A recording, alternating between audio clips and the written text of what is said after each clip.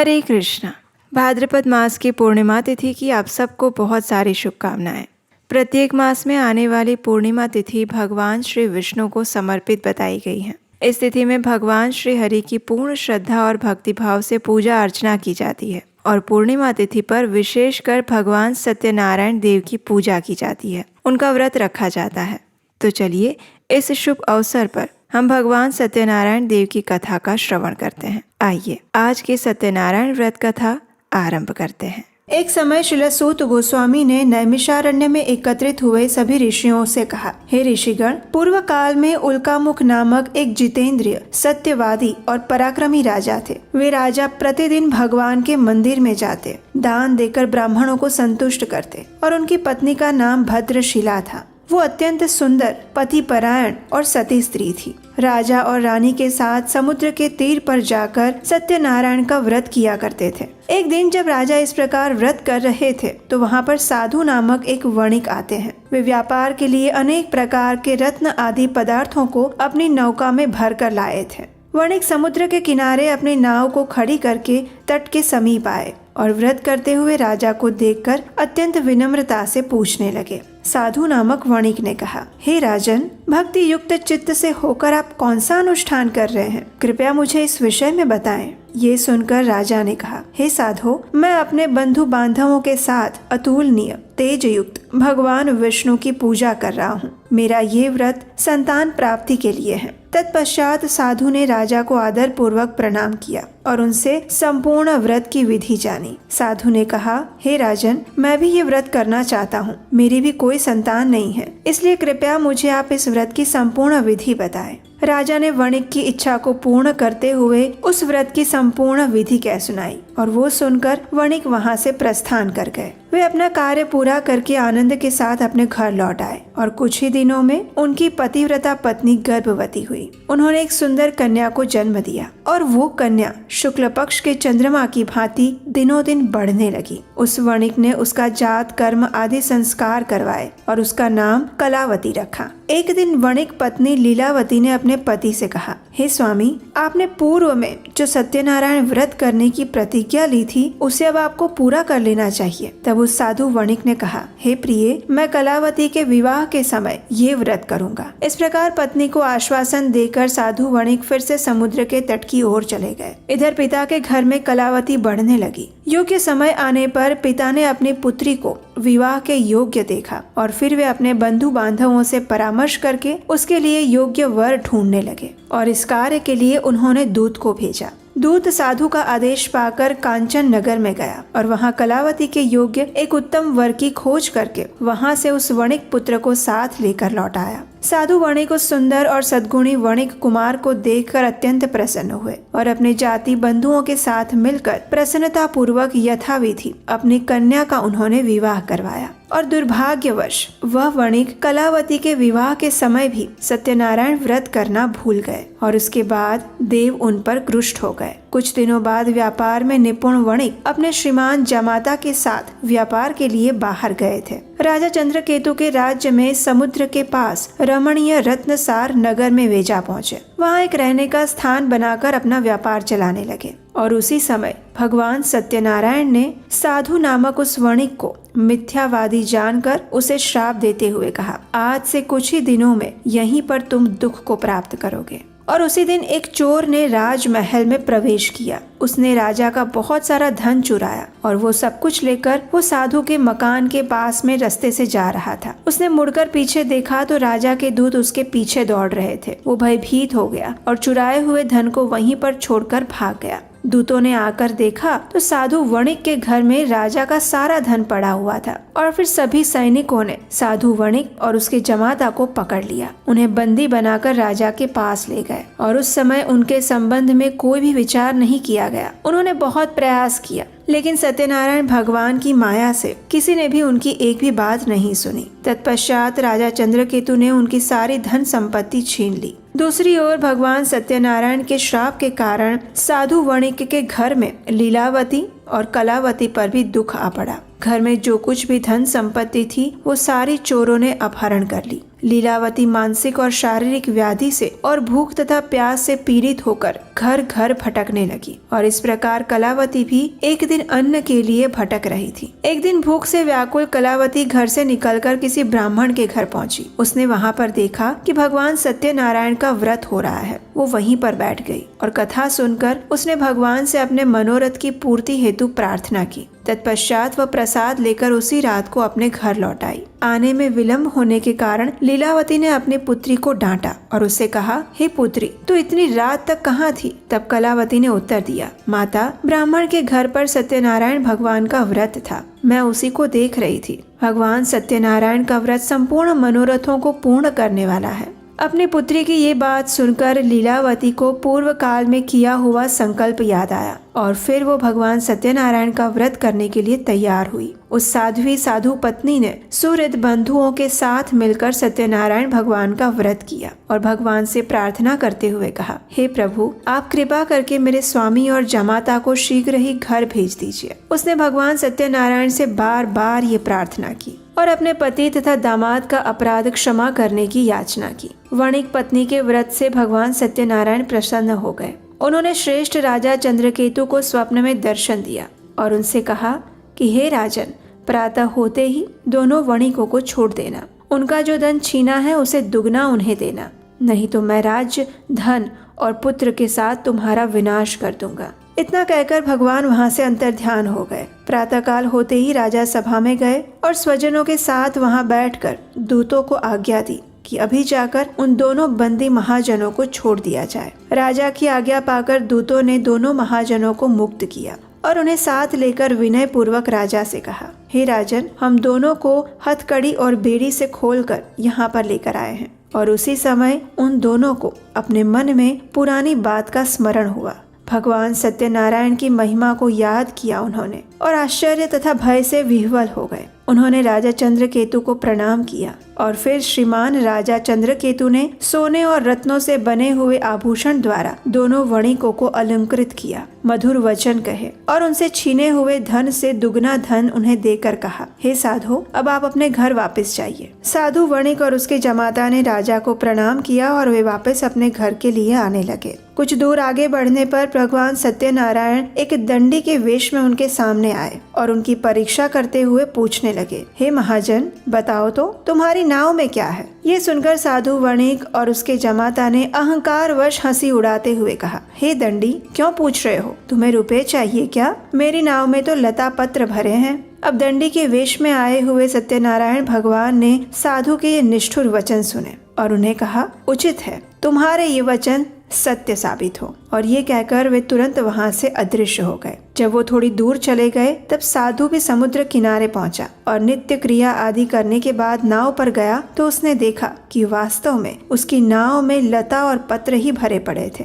ये देखकर उसे बड़ा आश्चर्य हुआ। वह मूर्छित होकर पृथ्वी पर गिर पड़ा। अपने श्वशुर की ये दशा देखकर जमाता ने उनसे कहा, हे पिताजी, आप किसके लिए शोक कर रहे हैं? ये सब तो दंडी के श्राप का फल है। वे सब कुछ करने में समर्थ हैं। हमें उन्हीं की शरण में जाना चाहिए, तभी हमारा मनोरथ पूर्ण हो जाएगा। अपने जमाता की ये बात सुनकर साधु दौड़कर दंडी के पास पहुंचा। उनके दर्शन करके भक्ति पूर्वक नमस्कार किए और उनसे कहा, हे प्रभु, मैं बड़ा दुरात्मा हूँ। आपकी माया से मुग्ध होकर मैंने जो कुछ कह दिया उसके लिए मुझे क्षमा कीजिए। मैंने आपके सामने दुष्ट वचनों का प्रयोग किया। क्षमा ही साधुओं का धन है। साधु तो दूसरे का उपकार करने में लगे रहते हैं। इस प्रकार रोता हुआ वो विलाप करने लगा और दंडी के चरणों में गिर पड़ा। ये देखकर दंडी ने कहा, रो मत, मेरी बात सुनो। तुम मेरा अपमान करके मेरी पूजा से विमुख हो गए थे और उसी के फल स्वरूप बार बार तुम्हें दुख मिल रहा है। दंडी के रूप में आए हुए भगवान के ये वचन सुनकर साधु ने कहा, हे प्रभु,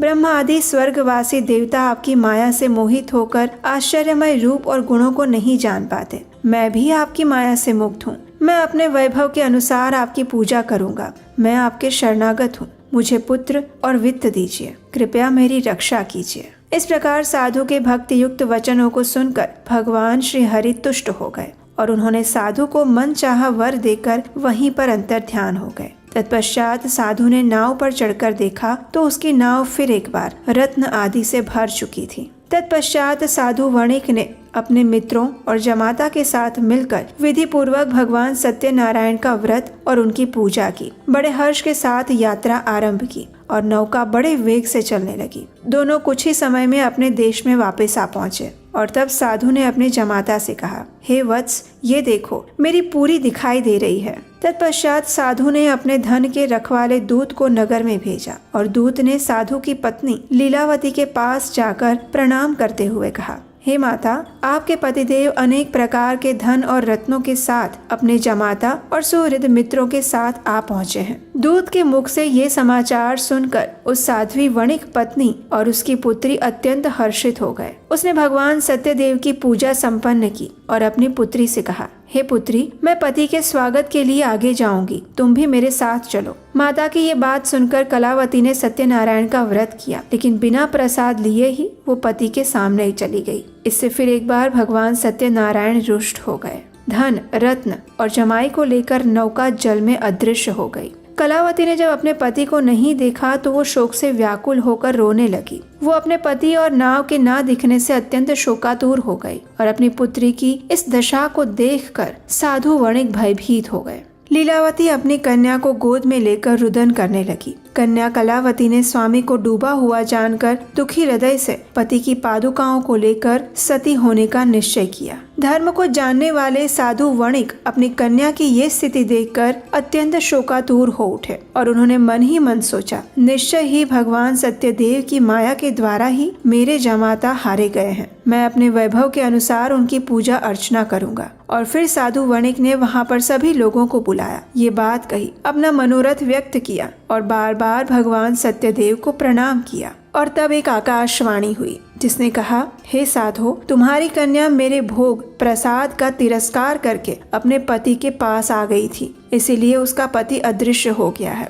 अब वो घर जाए, प्रसाद लेकर लौट कर आए और तब अवश्य ही उसे स्वामी का सुख प्राप्त होगा। जब कलावती ने आकाशवाणी में ये बात सुनी तो वो तुरंत घर चली गई और वहाँ जाकर उसने प्रेम पूर्वक श्रद्धा के साथ प्रसाद लिया। और जब वो वापस आई तो उसने अपने पति को, नाव को और समस्त बंधुओं को साथ में देखा। उस कन्या ने अपने पिता से कहा, हे पिताजी, आइए अब हम घर चलते हैं, अब देर क्यों करें। कन्या की इस बात को सुनकर वणिक प्रसन्न हो गया और विधि विधान के साथ भगवान सत्यनारायण की पूजा करके धन, रत्न और बंधुओं के साथ अपने घर आ पहुंचा। तत्पश्चात प्रत्येक संक्रांति और पूर्णिमा के दिन यथाविधि भगवान सत्यनारायण की पूजा करता हुआ वो इस लोक में सुखी होकर अंत में सत्यपुर को प्राप्त हो गया। कथा का समापन करते हुए श्रील सूत गोस्वामी ने कहा, हे ऋषिगण, इस व्रत का आचरण करके मनुष्य समस्त दुखों से मुक्त हो जाता है। विशेषतः कलयुग में सत्य पूजा महान फल देने वाली है। इन देव को कोई सत्यनारायण कहते हैं और कोई सत्य देव कहते हैं। ये अनेक रूप धारण करके सबके मनोरथों को पूर्ण करते हैं और ये सनातन सत्य देव कलयुग में सत्य व्रत के रूप में अवतरणित हुए हैं। जो भी मनुष्य नित्य इसका पठन या श्रवण करता है, भगवान सत्यदेव के प्रसाद से उसके समस्त पाप नष्ट हो जाते हैं।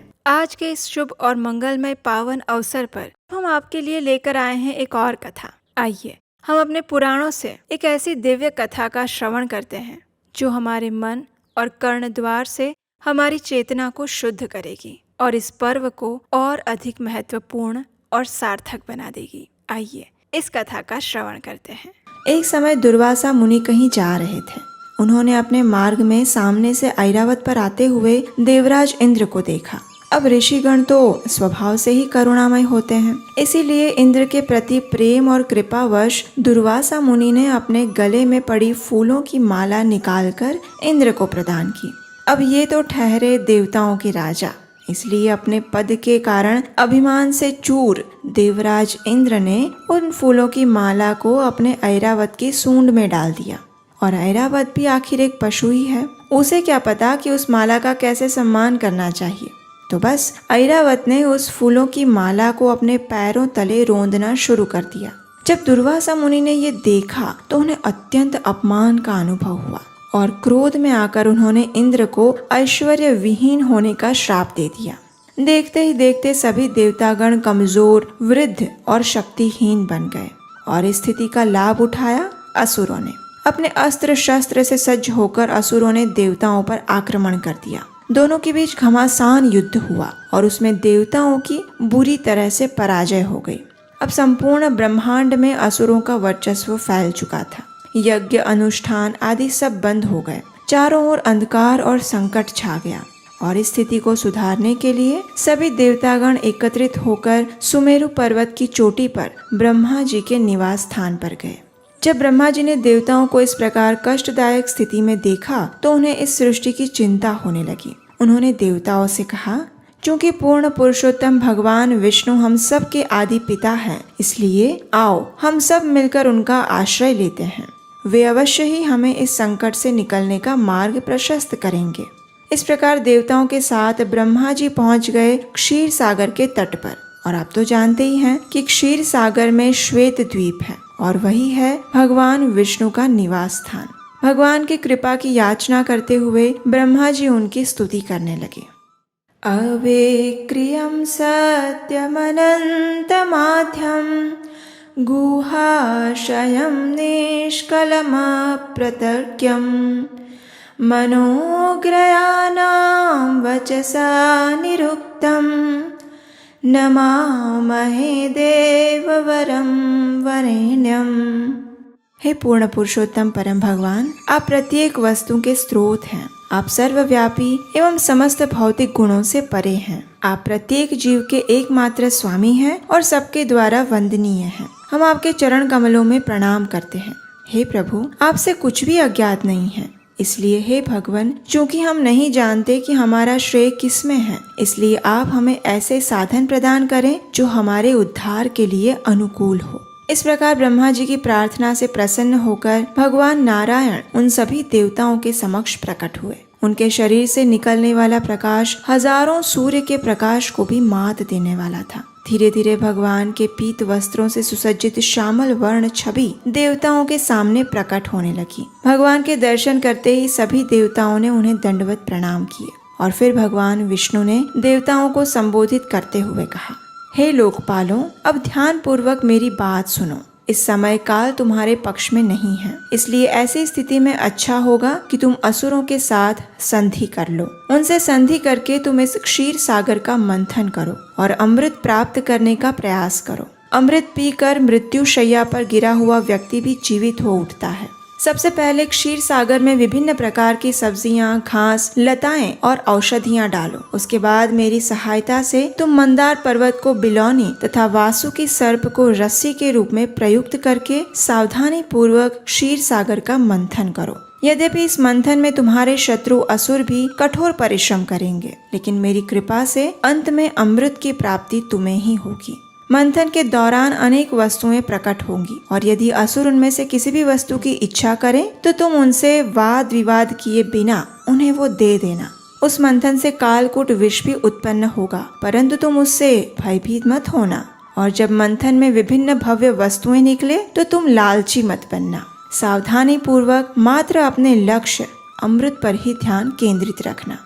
इस प्रकार देवताओं को दिशा निर्देश देकर भगवान हरि वहां से अंतर्धान हो गए। अब देखिए, भगवान की आज्ञा पाकर देवराज इंद्र अपने साथ कुछ देवताओं को लेकर असुर राज बलि के पास पहुंच गए। अब जैसे ही असुरों ने देवताओं को देखा तो वे उन पर आक्रमण करने के लिए तैयार हो गए, लेकिन बलि महाराज समझदार और गंभीर थे। उन्होंने अपने घर आए देवताओं के शांत चित्त को देख लिया था, इसलिए उन्होंने उत्तेजित असुरों को शांत किया और इंद्रदेव के साथ संधि करने लगे। देवताओं ने भगवान विष्णु का परामर्श बलि महाराज और अन्य असुरों को कह सुनाया। अब अमृत पीना किसे अच्छा नहीं लगेगा, है ना? तो बस अमृत की लालच में असुर भी क्षीर सागर का मंथन करने के लिए तैयार हो गए। बिना विलंब किए समुद्र मंथन की सारी तैयारियां शुरू हो गई। चलिए अब देखते हैं कि इस समुद्र मंथन की तैयारियों में क्या क्या किया गया। मथनी के लिए मंदार पर्वत की आवश्यकता थी और हम आपको बता दें कि ये मंदार पर्वत सोने से बना हुआ है, इसलिए सभी देवताओं और असुरों ने एक साथ मिलकर परिश्रम के साथ मंदार पर्वत को उखाड़ दिया और उसे उठाकर क्षीर सागर की ओर ले जाने लगे। अब इतने ठोस सोने से बने पर्वत को उठाना उनमें से किसी के लिए भी आसान नहीं था। दोनों ही पक्ष इतना परिश्रम करके बिल्कुल थक चुके थे और परिणाम स्वरूप वो पर्वत उनके हाथों से छूट गया और नीचे गिर गया। जैसे ही पर्वत नीचे गिरा तो उसके नीचे दबकर कई असुर और देवता कुचलकर मर गए। जब बाकी लोगों ने ये देखा तो उनका मनोबल वैसे ही टूट गया, क्योंकि स्वाभाविक है जिस पर्वत को उठाने में इतना परिश्रम लग रहा था उसको रस्सी से बांध कर बिलोना बनाना तो जैसे असंभव ही लग रहा था। देवताओं और असुरों की ऐसी दयनीय स्थिति को देखकर उसी क्षण सर्वज्ञ भगवान श्री विष्णु गरुड़ पर आसीन होकर वहां प्रकट हुए। उन्होंने अत्यंत सरलता से मंदार पर्वत को उठाया और गरुड़ के पीठ पर रख दिया। उसके बाद उन्होंने सभी देवताओं और असुरों को भी गरुड़ की पीठ पर बिठाया। उसके बाद उन्होंने अपनी कृपा दृष्टि से मृत पड़े असुरों और देवताओं को जीवित कर दिया। तत्पश्चात उन्होंने सभी देवताओं और असुरों को भी गरुड़ की पीठ पर बिठाया और सबके साथ क्षीर सागर की ओर चल पड़े। वहां पहुंचकर गरुड़ ने पर्वत को अपने कंधों से नीचे उतारा और समुद्र तट पर रख दिया। अब क्योंकि वासुकी इस मंथन में रस्सी बनने वाले थे, इसलिए भगवान ने गरुड़ को वहां से चले जाने का आदेश दिया। उसके बाद सभी देवताओं और असुरों ने वासुकी का आह्वान किया और वासुकी भी बड़ी प्रसन्नता से इस समुद्र मंथन के महाकार्य में सहयोग देने के लिए वहां उपस्थित हो गए। भगवान का अनुगमन करते हुए सभी देवताओं ने वासुकी के मुख की बाजू को पकड़ लिया, लेकिन असुरों को इससे अपमान का अनुभव हुआ। उन्होंने सोचा, अरे ये क्या, हमें इस सर्प की पूंछ पकड़नी पड़ेगी? नहीं नहीं, हम तो मुख का अग्र भाग पकड़ेंगे। अब भगवान तो सब जानते ही थे, इसलिए उन्होंने कुछ नहीं कहा। वे सिर्फ मंद मंद मुस्कुराए और उन्होंने असुरों को वासुकी के मुख की ओर रहने की अनुमति दे दी। अब सबने अपनी अपनी स्थिति को संभाला और फिर प्रारंभ हुआ क्षीर सागर का महामंथन। लेकिन अब फिर से एक समस्या आ गई। मंदार पर्वत को समुद्र में तो रख दिया, लेकिन उसके नीचे कोई आधार नहीं था। इसलिए जैसे ही उन्होंने समुद्र को मथना प्रारंभ किया, वैसे ही पर्वत धीरे धीरे करके नीचे पानी में बैठने लगा। और फिर एक बार इस डूबते हुए पर्वत को बचाने के लिए भगवान नारायण एक विशालकाय कछुए का रूप लेकर वहां आ गए। उनका देह 1,00,000 योजन लंबा और चौड़ा था। उसे देखकर ऐसा लग रहा था मानो ये कोई अंतहीन द्वीप हो। उन्होंने जल में प्रवेश किया और कुशलता पूर्वक उस पर्वत को अपनी पीठ पर रख दिया। भगवान के इस कूर्म अवतार को देखकर ब्रह्मा जी और शिव जी ने आकाश से पुष्प वर्षा की। अब फिर एक बार असुरों और देवताओं ने नवीन उत्साह के साथ समुद्र मंथन करना प्रारंभ किया और फिर क्षीर सागर में एक भयंकर बवंडर उठा। घर्षण के कारण रस्सी बने वासुकी की स्थिति अत्यंत संवेदनशील हो गई। उसके हजारों मुख से अग्नि और धुआं निकलने लगा और क्योंकि असुरों ने वासुकी के मुख की ओर रहना पसंद किया था, इसलिए इस अग्नि और धुएं के कारण उनके मुख और वस्त्र काले पड़ गए। इससे असुरों और देवताओं की शक्ति भी क्षीण होने लगी। ये देखकर भगवान की कृपा से आकाश में बादल भर आए और वर्षा होने लगी। शीतल वायु बहने लगी और असुरों तथा देवताओं को कुछ राहत का अनुभव हुआ। अब देखिए, इतना परिश्रम करने के बाद और वो भी इतने लंबे समय तक करने के बाद भी समुद्र में से कुछ भी नहीं निकला। इसलिए भगवान श्री विष्णु फिर एक बार उनकी सहायता के लिए आ पहुँचे। भगवान अजित ने उस समुद्र को इतने वेग से मथना शुरू किया कि समुद्र की सभी मछलियां सतह पर आने लगी और फिर उस समुद्र के उदर से भयंकर हलाहल विष प्रकट हुआ।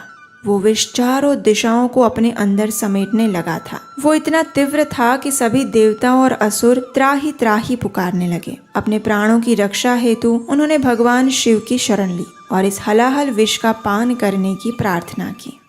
देवदेव महादेव भूतात्मन भूत भावन त्राहिनः शरणापन्नां त्रैलोक्य दहनाद्विषात्। हे महादेव, हम आपके चरण कमलों की शरण लेने आए हैं। कृपया हमारी इस ज्वलनशील विष से रक्षा करें जो कि तीनों लोकों में फैल रहा है। आपके 5 मुख वैदिक मंत्रों का प्रतिनिधित्व करते हैं। आपकी अपार शक्तियों के सामने इस विष की कोई योग्यता नहीं है।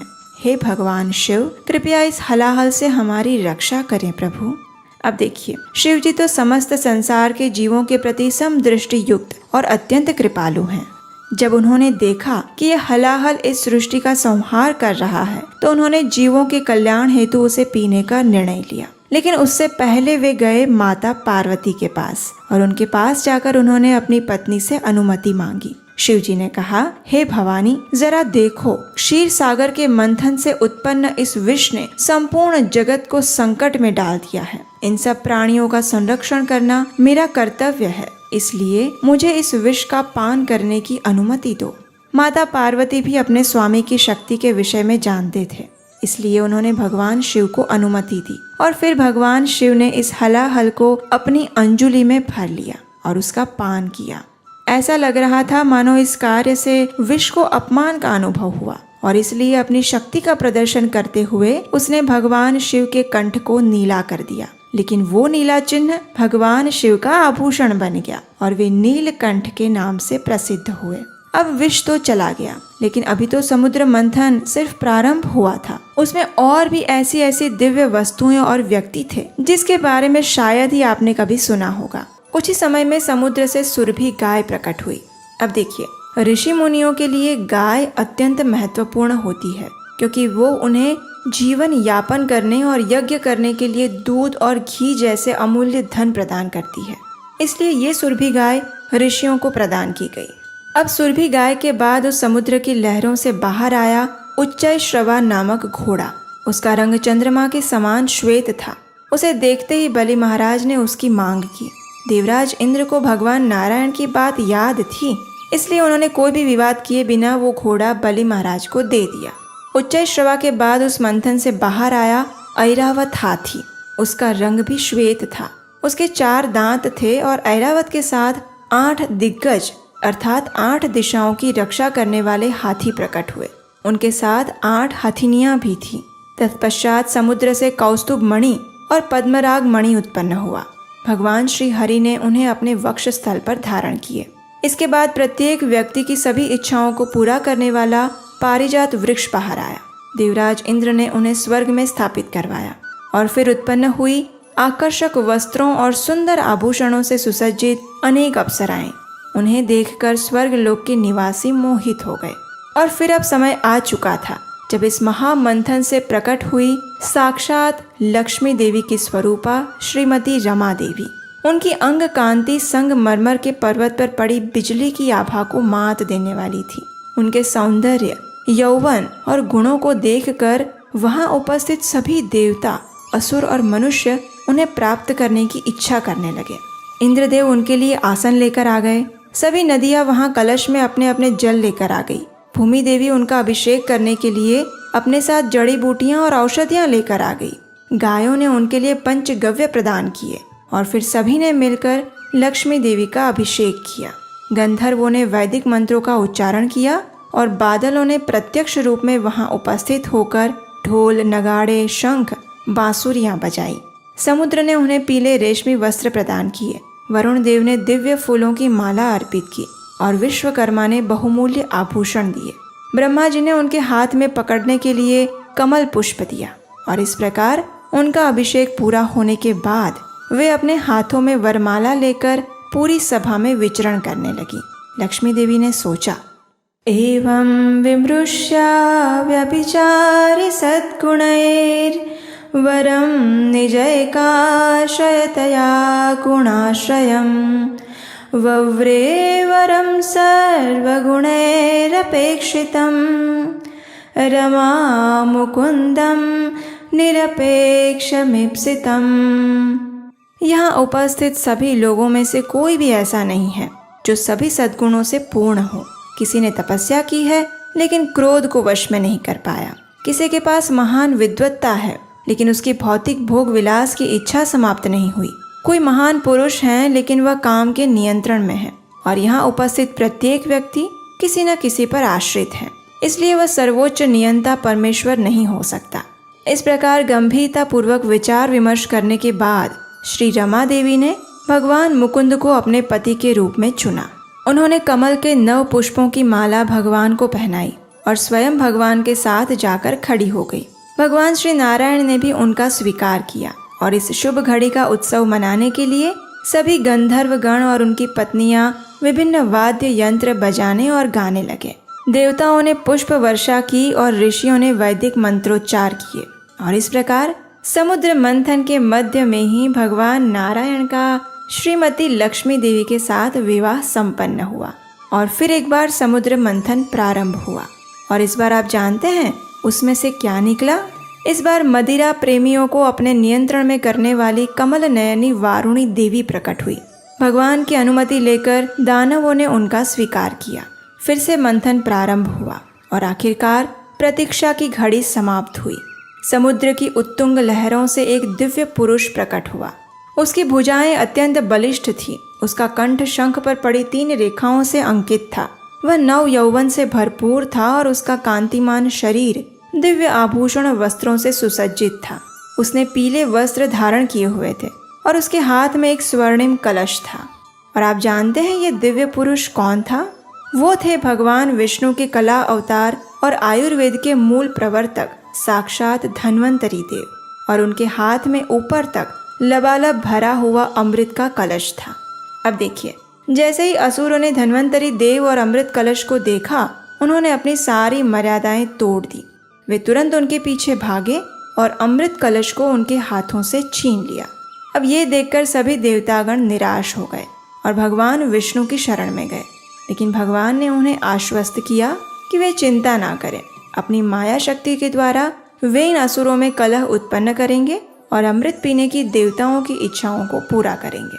अब देखिए, जो असुर मनोवृत्ति के लोग होते हैं ना, वे अधिक समय तक अच्छे बने रहने का दिखावा नहीं कर सकते। जैसे ही उन्हें अवसर मिलता है, वे अपने असली गुणों का स्वीकार कर ही लेते हैं। वैसा ही कुछ कार्य उस समय असुरों ने किया।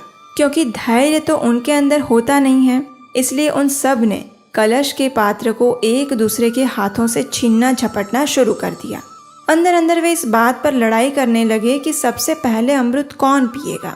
एक दृष्टि से देखा जाए तो अब देवताओं को अमृत मिलेगा, ये बात कुछ असंभव जैसी लग रही थी। लेकिन असंभव को संभव बनाने का कार्य करते हैं भगवान श्री विष्णु। और उन्होंने एक अत्यंत सुंदर स्त्री का स्वरूप धारण किया।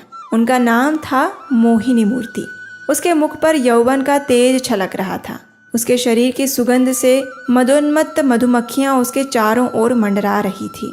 उसकी मतवाली गति को देखकर असुरों के हृदय काम लोलुप बन चुके थे और भगवान यही तो चाहते थे। मोहिनी मूर्ति की सुंदरता देखकर सभी असुर अमृत कलश को भी भूल गए। काम वासना युक्त वाणी में वे मोहिनी से पूछने लगे, हे अद्भुत सुंदरी, तुम कौन हो और कहाँ से आई हो? कहीं ऐसा तो नहीं कि विधाता ने तुम्हें यहाँ हम सबके मन और इंद्रियों को सुख देने के लिए भेजा हो? वैसे तो हम असुर और देवता एक ही पिता के पुत्र हैं, लेकिन इस अमृत के कलश को लेकर हमारे बीच में भेद चल रहा है।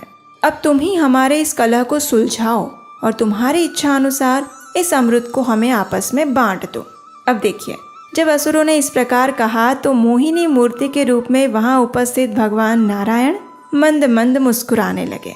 उन्होंने मधुर वाणी में आकर्षक भाव भंगिमाओं द्वारा असुरों से कहा, हे कश्यप पुत्रों, मैं तो एक पुंजचली युवती हूँ। तुम्हें मुझ पर इतना विश्वास है? वैसे तो आप जैसे बुद्धिमान लोगों को मुझ जैसी स्त्री पर कभी भी विश्वास नहीं करना चाहिए। लेकिन फिर भी यदि आप सबकी यही इच्छा है तो मैं आपकी इच्छा अवश्य पूरी करूँगी। लेकिन मेरी एक शर्त है, इस अमृत को मैं जिसे चाहूँ उसे बांटूँ। तुम में से कोई भी इस बात पर आपत्ति नहीं उठाएगा। यदि मंजूर है तो बताओ। अब देखिए, मोहिनी मूर्ति की सुंदरता देखकर काम लोलुप असुर इतने प्रभावित हो चुके थे कि उन्होंने बिना कुछ सोचे समझे अनुमति दे दी और तैयार हो गए अमृत पान के लिए। सभी देवताओं और दानवों ने उपवास रखा, स्नान करके यज्ञ की अग्नि में आहुति दी, ब्राह्मणों को दान दिया और फिर पूर्व दिशा की ओर मुख करके अमृत का पान करने के लिए बैठ गए। मोहिनी मूर्ति भी सुंदर वस्त्रों और आभूषणों से सुसज्जित होकर उस यज्ञ स्थली में आ पहुंची। असुरों के सामने उसने अपनी मधुर मुस्कान बिखेरी और अत्यंत मीठे शब्दों में कहने लगी, हे शक्तिशाली असुरों, ये देवता बड़े ही लालची हैं, लेकिन आप सब तो बड़े ही सज्जन एवं धीर हैं। आप तो प्रतीक्षा भी कर लेंगे, लेकिन इन देवताओं में थोड़ा भी धैर्य नहीं है। इसलिए मैं ऐसा करती हूँ, पहले इन सबको थोड़ा थोड़ा अमृत देकर आ जाती हूँ। उसके बाद आप सबको मन की संतुष्टि तक सारा अमृत पान करवाऊंगी। अब जैसे ही मोहिनी ने असुरों से इस प्रकार बात की, वे इतने प्रसन्न हो गए कि अपनी सारी बुद्धि खो बैठे और बिना सोचे समझे अपनी स्वीकृति दे दी। लेकिन उन असुरों में एक असुर था जो मोहिनी की माया जाल में नहीं फंसा। वो समझ गया था कि जरूर कुछ बात है, इसलिए उसने देवताओं का वेश बनाया और सभी की नजरों से छुपता हुआ देवताओं की पंक्ति में जाकर बैठ गया। और ये असुर था राहु। अब मोहिनी एक एक देवता को अमृत पिलाते हुए आगे बढ़ रही थी। उसी पंक्ति में राहु भी बैठा हुआ था। मोहिनी ने उसकी अंजुली में भी अमृत उड़ेल दिया। भगवान अमृत की महिमा को बढ़ाना चाहते थे, इसलिए उन्होंने राहु को अनदेखा कर दिया। लेकिन राहु के शत्रु होने के कारण सूर्य और चंद्रमा ने उसे पहचान लिया। उन्होंने तुरंत भगवान को इसकी सूचना दी और मोहिनी रूप में ही भगवान ने अपने सुदर्शन से राहु का सिर धड़ से अलग कर दिया। लेकिन तब तक अमृत की बूंदें राहु के गले तक पहुंच चुकी थी, इसलिए उसका सिर तो नहीं मरा, लेकिन धड़ मर गया। बस उसी दिन से ब्रह्मा जी ने राहु को एक ग्रह का स्थान दिया और हर पूर्णिमा और अमावस्या पर वह सूर्य और चंद्रमा को निगलने का प्रयास करता रहता है। जब सभी देवताओं ने अमृत पी लिया तो भगवान ने अपना वास्तविक स्वरूप देवताओं के समक्ष प्रकट किया। जब असुरों को स्थिति का ध्यान आया तो वे अत्यंत क्रोधित हो गए और युद्ध करने के लिए तैयार हो गए। और फिर देवताओं और असुरों के बीच एक महाभयंकर युद्ध हुआ। ऐसा युद्ध जिसकी कल्पना आज तक किसी ने नहीं की थी। अब देवताओं ने तो अमृत पी लिया था, इसलिए उनके पास शक्ति आ गई थी। इसलिए स्वाभाविक है कि इस युद्ध में असुरों की पराजय हुई। और अगर वैदिक कथाओं के प्रचार के इस महाअभियान में आप भी हमारी सहायता करना चाहते हैं तो स्क्रीन पर दिए गए नंबर पर आप हमें अपना आर्थिक योगदान भेज सकते हैं।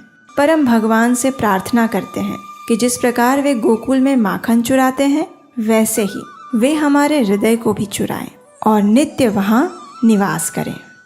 व्रजे प्रसिद्धं नवनीतचौरं गोपांगनानां च दुकुलचौरम् अनेकजन्मार्जितं पापचौरं चौराग्रगण्यं पुरुषं नमामि। व्रजे प्रसिद्धं नवनीतचौरं गोपांगनानां च दुकुलचौरम् श्रीराधिकाया हृदयस्य चौरं नम्बुदाश्यामलकान्तिचौरं पदाश्रितानां च समस्तचौरं चौराग्रगण्यं पुरुषं नमामि। व्रजे प्रसिद्धं नवनीतचौरं गोपांगनानां च दुकुलचौरम्। हरे कृष्णा।